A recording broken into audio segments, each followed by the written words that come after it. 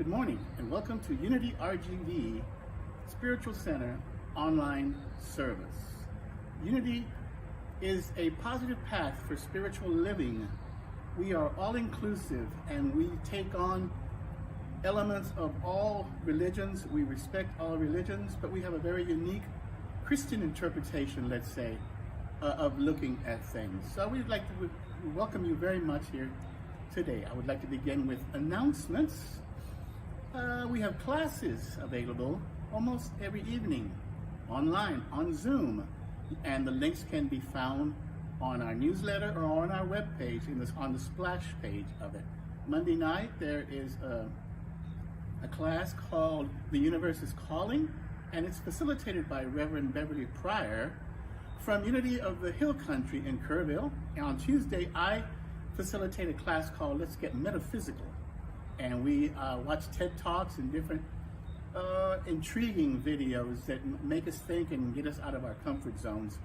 That's Tuesday at 7. On Wednesday, Reverend Jay from Unity Bernie has a class called Love 101. Then on Thursday at 8, there is a collaborative meditation right now with 7 Unity centers from South Texas.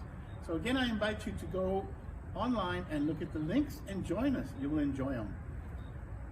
Any other announcements? The bookstore, again, welcome to come by on Thursdays, somewhere around 10:30 or so.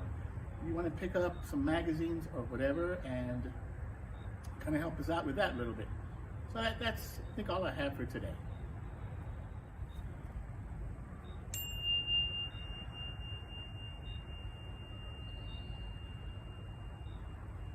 I would like to begin this morning by inviting you to take a deep centering breath.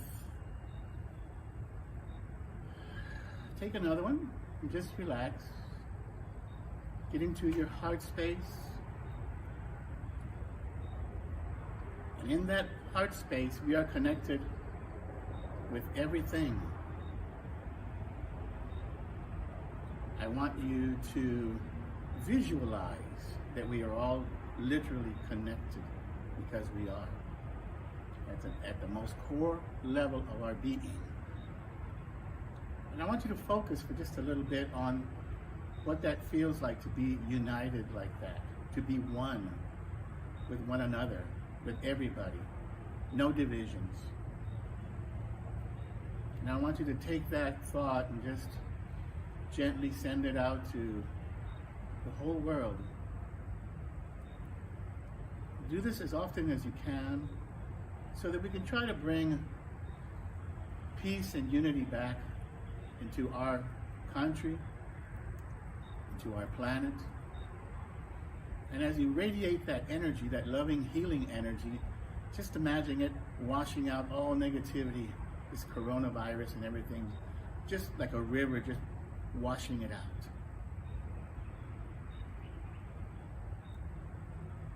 I invite you to sit on that for just a moment. And so it is. We begin by reciting or repeating Unity's invocation, which is shared around the entire planet. There is only one presence and one power active in the universe and in my life, God the Good, Omnipotent.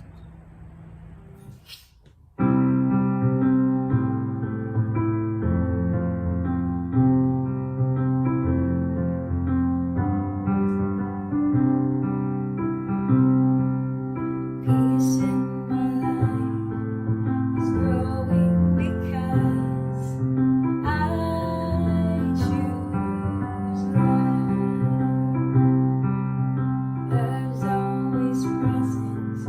It's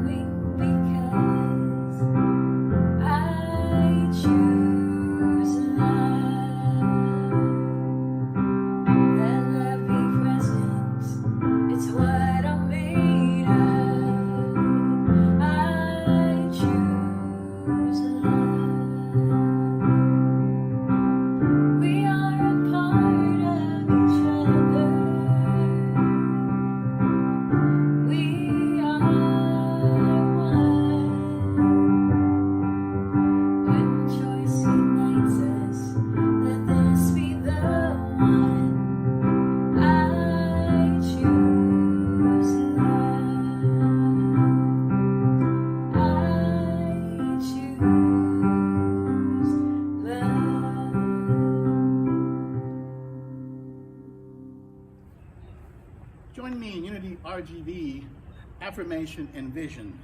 Unity RGV is an expanding center of the Christ light, mighty to attract its good and radiate good to others. Centered in God, we express the indwelling Christ. In this house of love, we come together, one with spirit in our hearts. In this house of love, we are connected, we are perfected in God's light, and we shine. Yes, we shine as bright as the stars up above, and we shine. Yes, we shine in this house of love, in this house of love. We are family, brothers and sisters in this world, in this house of love. We seek the wisdom that tells us the truth, and we're assured, and we shine. Yes, we shine as bright as the stars up above, and we shine. Yes, we shine in this house of love. We shine in this house of love.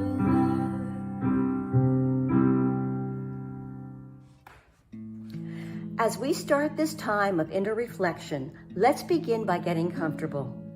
Remove all objects from your lap, place your feet on the floor, and sit up comfortably in your chair. Relax the muscles in your face, shoulders, arms, hands, and fingers. Feel your hips, legs, feet, and toes relax as well. Release any areas of tension you feel in your body. Take a deep, centering breath.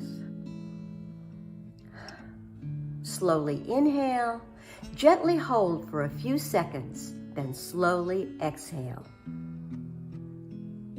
Repeat a few times.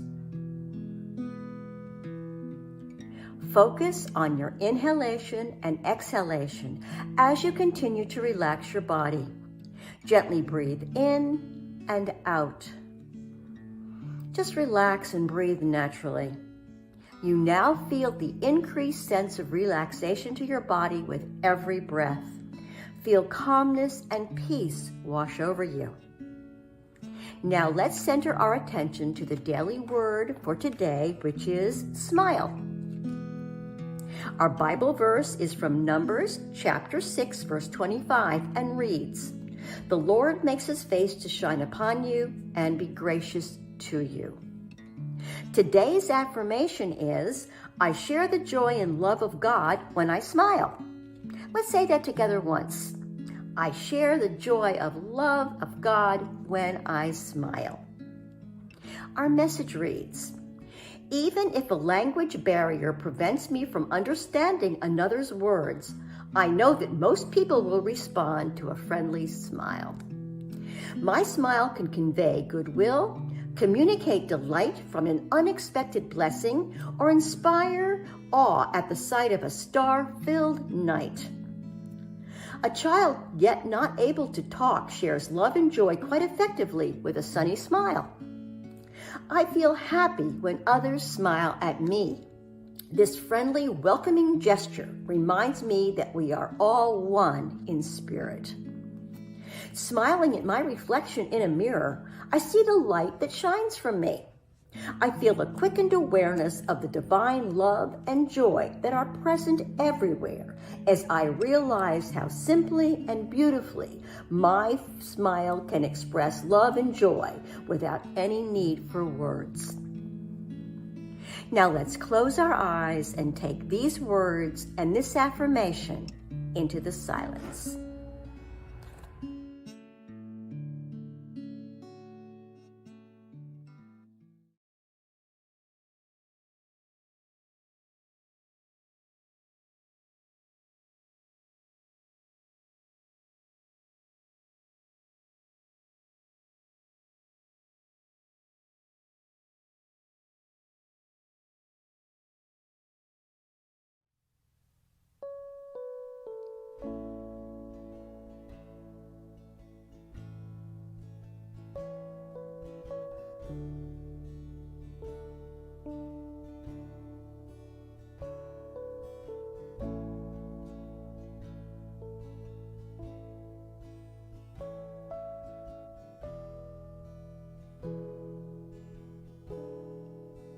I love the silence down in my soul. I love the silence down in my soul. I love the silence down in my soul, and the whole wide world is my home.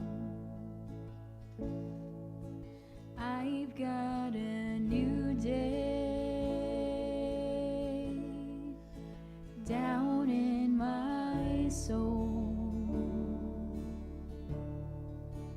I've got a new day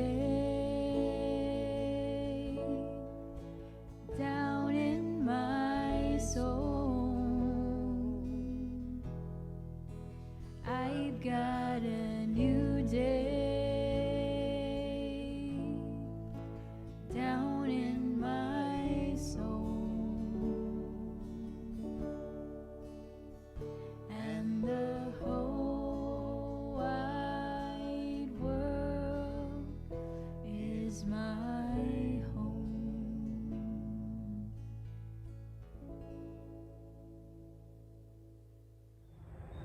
Today's guest speaker is Unity Ministerial student, Mr. Khalif Mulholland.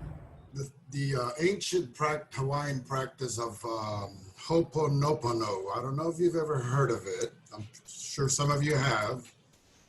And it is a practice for forgiveness and reconciliation.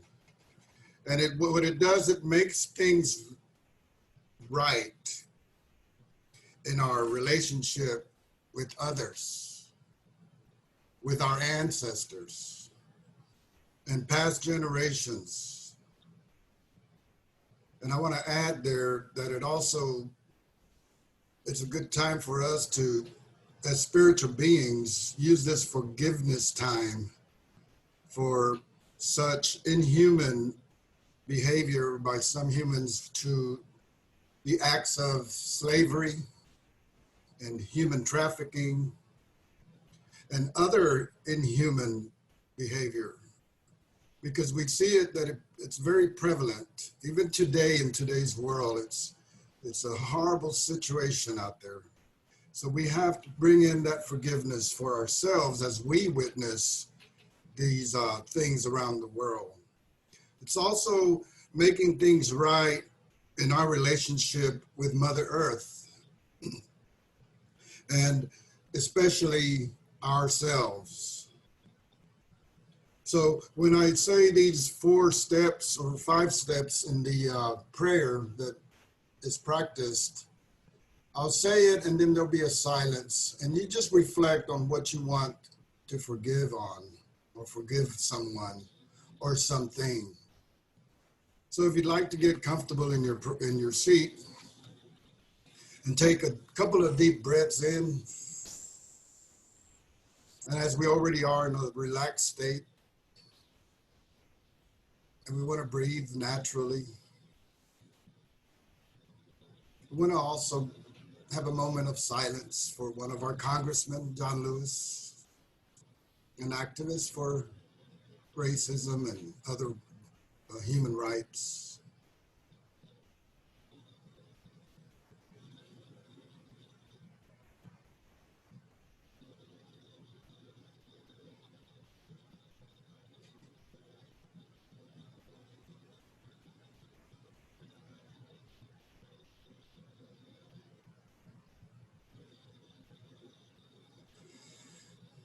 And as we breathe in and breathe out,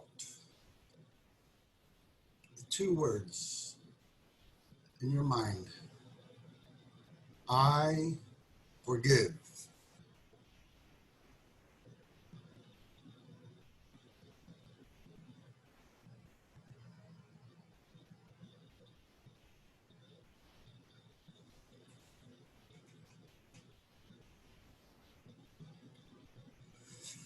I am sorry.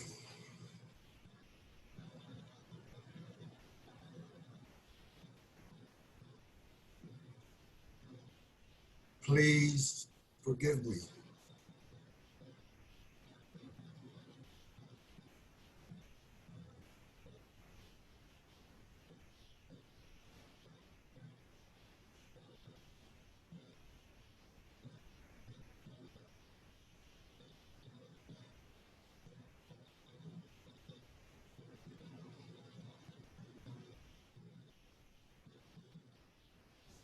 Thank you. I love you.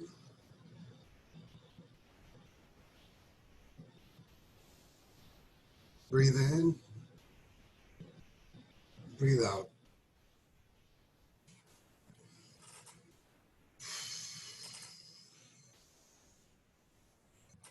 As you gently open your eyes, emanate that love of forgiveness,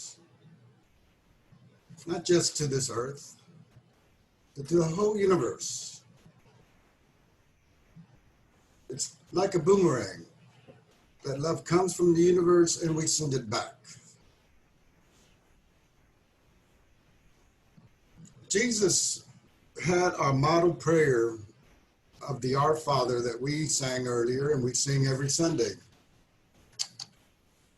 And those words, forgive us our debts as we forgive our debtors, are the words that I chose to talk about forgiveness today. Because as I wrote in the newsletter, forgiveness is like paying a debt. Have you ever paid a long-standing debt and you were so relieved and elated? Well, that's how it really feels when you finally forgive someone who hurt you. All that time that you held it in too long, that you metaphorically paid interest and compounded the feelings that you held in. In the mid-90s, 1990s, of course, I had a friend who had a couple of restaurants in Houston, and he must have bugged me for months to invest about $25,000 in one location near the downtown area.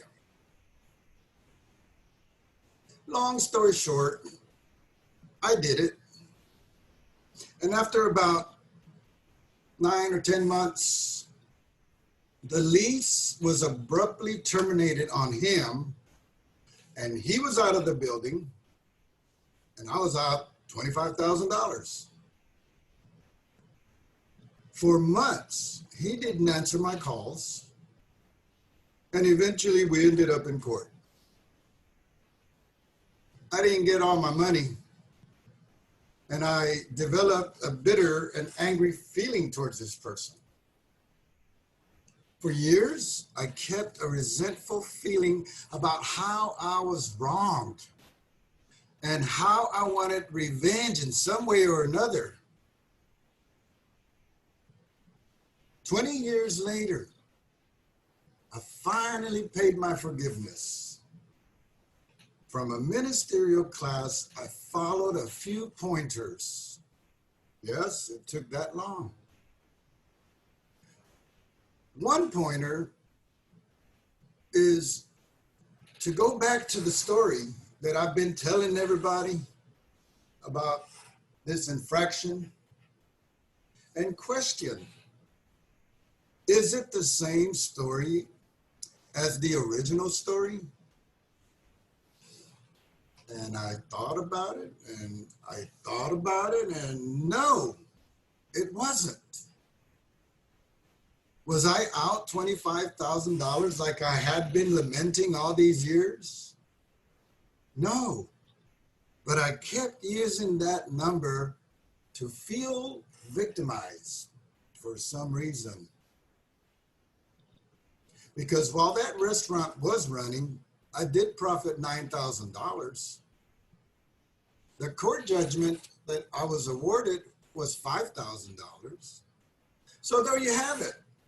A total of $11,000 is what I should have been lamenting all these years. Gosh darn it. What's that? Yes, it's still a lot of cash. Yeah, I know. But I can't change the past. What can I do to remove the harm others might have caused? Not forgiving began to damage my mood.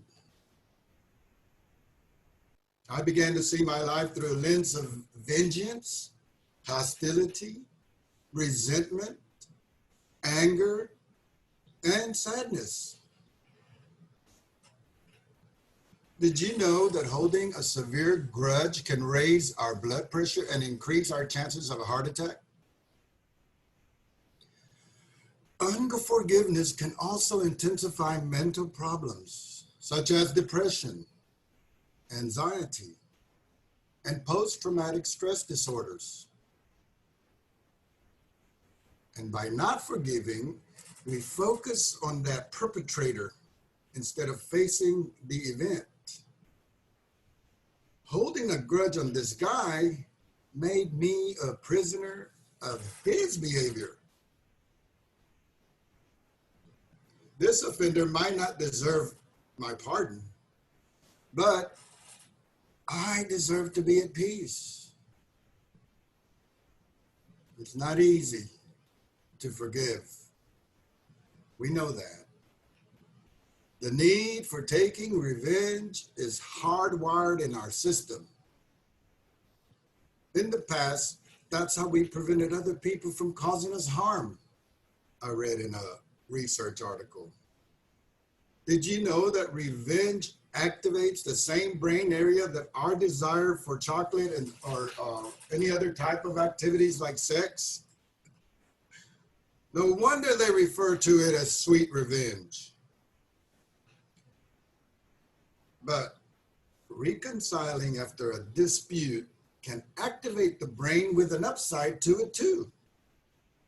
This research by the Stanford Forgiveness Project shows that forgiving elevates our mood and it increases optimism. But we have to uncover that anger. Uncovering the vengeance and anger is really a good place to begin with forgiveness. Because when you uncover anger through that self-awareness and understanding that we learn how the wrongdoing has compromised our lives, and we reveal the suffering and harm that it causes. The whole idea is to erase those error thoughts of anger, resentment, vengeance. And you do this by self-reflecting on why you are hurting. Charles Fillmore in The Revealing Word writes, and it's paraphrased, "It is through forgiveness that true spiritual healing is accomplished." Forgiveness removes the errors of the mind and puts the mind in harmony with divine law. As you see in my story, I was blaming my perpetrator for all my pain. But after self-reflection, I came to the realization that he had made a fair and good faith offer to me. He followed through on his promises as best as he could. It was just the landlord who deserved all the blame. Just kidding. I should be forgiving myself for making the ultimate decision on a risky investment. Where was that idea back then? The mind was playing tricks on me.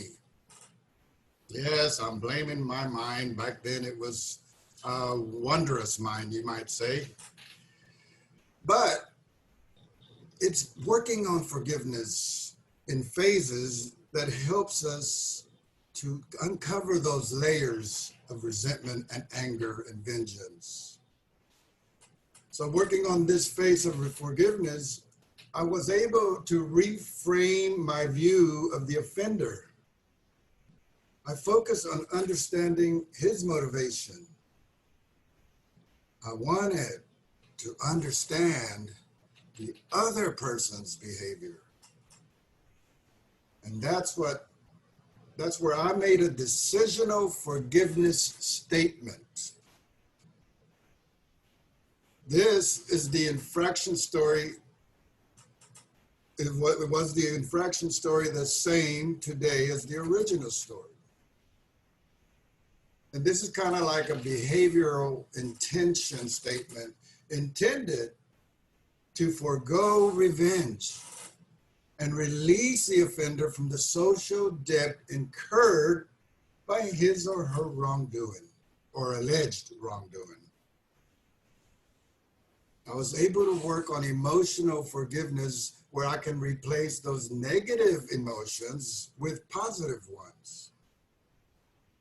This leads to a reduction in negative feelings associated with the unforgiving feelings. And it helps develop positive regards towards the perpetrator.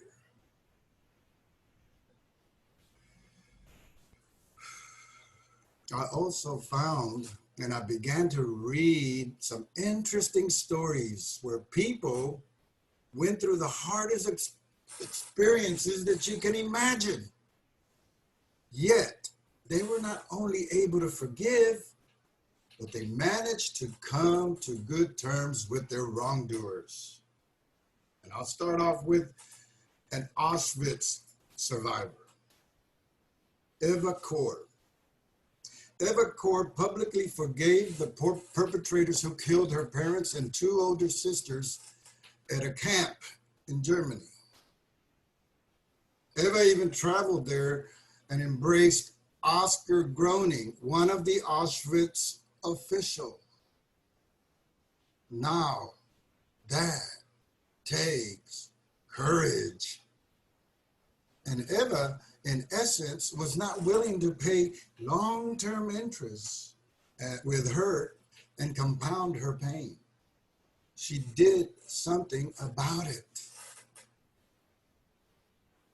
Another story, Phyllis Rodriguez's son was killed in the World Trade Center attacks on September 11, 2001. Aika El-Wafi's son was convicted of a role in those attacks and is serving a life sentence today. In hoping to find peace, these two moms have formed a powerful friendship born of unthinkable losses. And back in 1995, Azim Kamisa's son was killed in a gang initiation ritual. The deadly encounter sent him and Felix, the grandfather of the murderer, sent them down the paths of meditation to forgive and be forgiving. And in time, these two became friends. Azim and Felix went beyond reconciliation.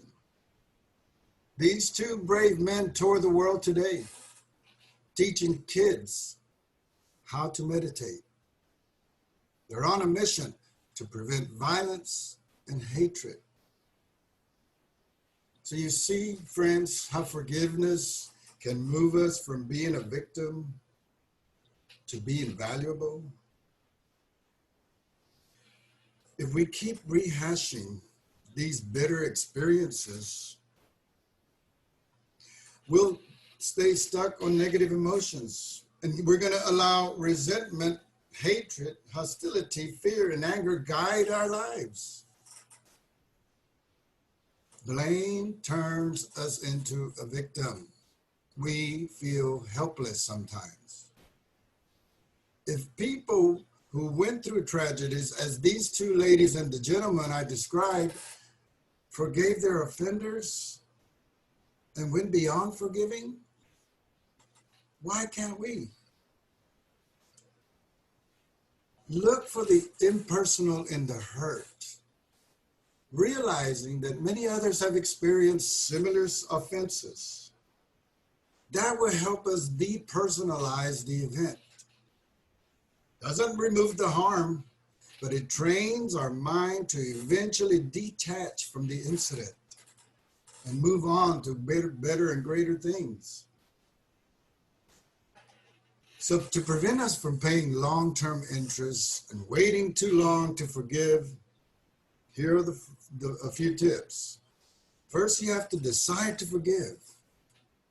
Make that explicit commitment to forgiving. Remember, it doesn't mean your feelings are gone. It's the first step towards moving on. Next, dig deep into that story. Go to that discovery phase and release from the emotional prison yourself. That is where we start to find meaning to the suffering that we experience. We might even feel the need to help others who went through similar experiences. See, we transcend our pain by turning it into something meaningful. This approach decreases anger and it decreases resentment, providing a more positive outlook on your life and others. Forgiving requires understanding and courage. Like any behavioral change, it requires a genuine commitment to succeed. The explicit decision to forgive someone is a critical step to move towards overcoming these negative feelings. I have to admit, my $25,000 investment and $11,000 loss was a lesson. But the biggest lesson I learned was investing on how to forgive myself and others. And I must add, in one area of my life, I was blessed with 10 times that investment. So, dear ones, I ask you to take courage and keep whittling away at unforgiving feelings that can keep you in a long-term debt of ill feelings. Look for those goals to achieve true forgiveness, empathize with the offender, and commit to forgiveness and overcome feelings of unforgiveness. I promise you, you will feel relieved and elated when you see your debt is paid in full. Let me close with this quote from Lewis B. Smedes. To forgive is to set a prisoner free and discover that prisoner was you, unquote. Namaste. Thank you, Khalif, for that message. Now comes a time on our service when we offer our tithes to our spiritual community. And I want to remind you we have different ways of receiving tithes. You can send us a check the old-fashioned way, P.O. Box 1661 in Pharr, Texas 78577, or you can Cash App, Venmo, PayPal, and again, Marisa will put that link up probably during the service, as she usually does, and you can see it, or you can find it on our newsletter or on our website. So we take our offerings and we say, divine love through me blesses and multiplies all that I am, all that I have, all that I give, and all that I receive.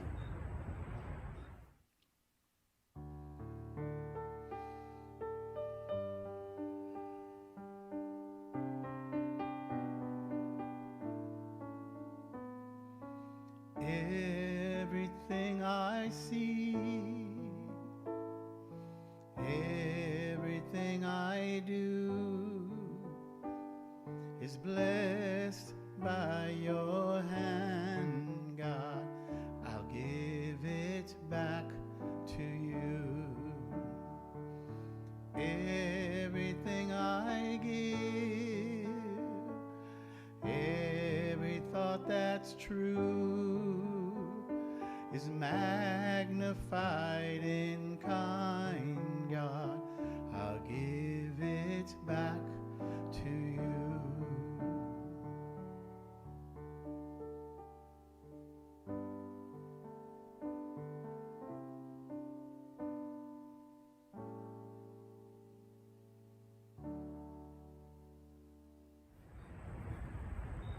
Thank you once again for joining us today. I hope you enjoyed our service and you continue to come back every Sunday and join us again next week.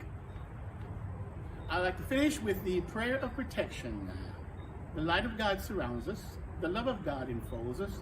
The power of God protects us. The presence of God watches over us. Wherever we are, God is, and all is well. And so it is. Have a blessed week. Wash your hands. Keep your distance. Wear your masks so that we can get past this. Let's all do our parts and work together as one. Remember,